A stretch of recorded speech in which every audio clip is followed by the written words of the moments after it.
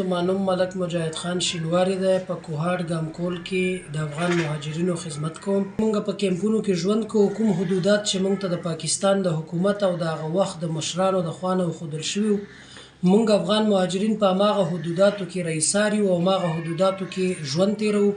هلته زموږ مطلب په کور کې دوه کسان ښځه او میړه یا یو بچی ورسره راغلي وو. دلته نور بچیان پیدا شو، هغه زلمیان شو، بیا هغوی ودونه وکړه، د هغوی بچیان پیدا شو، خو د هغه کور د احاطې نه زیات ځای دوی ته نه میلاویږي، ځکه چې د کیم حدوداتو کې موږ پراته یو، بهر ته راته د کار کولو اجازه نه راکول کېږي. دوهمه خبره دا ده چې زموږ کورونه کچه دي، چې بارانونه وشو زیاتره وخت کوټې راکیني او زیات وخت کې انساني ضایع په دې کې راشي، جاني ضایع پکې راشي، زنانه مړې شي، ماشومان مړه شي، سړي مړه شي. په دې کې کوم موږ سره چې په کیم داخل کې میدانونه دي یا ځایونه دي، هغې کې هم موږ ته د نوو ځایونو جوړېدو هغه نه راکول کېږي اجازه.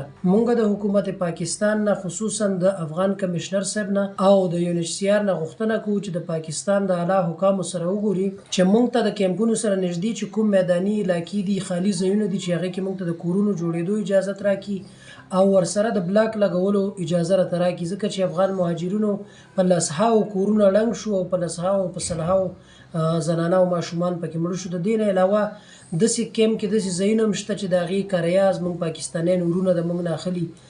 په دې باندې موږ د کمیشنریټ نه او د UNHCR نه غوښتنه ده چې دغه کار باید بند شي. او د دې نه علاوه په کیم داخل کې ځینې خلکو د ځایي خلکو نه، د پاکستانیانو ورونو نه دغه واخیستې، ځمکې واخیستې او هغه یې په موږ باندې هغه کورونه ړنګ کړي، چې د دې ښکاره مثالونه موجود دي.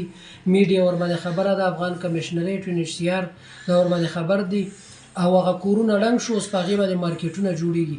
نو زموږ خواست دی د افغان پاکستان حکومت نه، د UNHCR نه او د افغان کمیشنریټ نه چې دغې مسلو ته یو د حل لارې چارې پیدا کړي.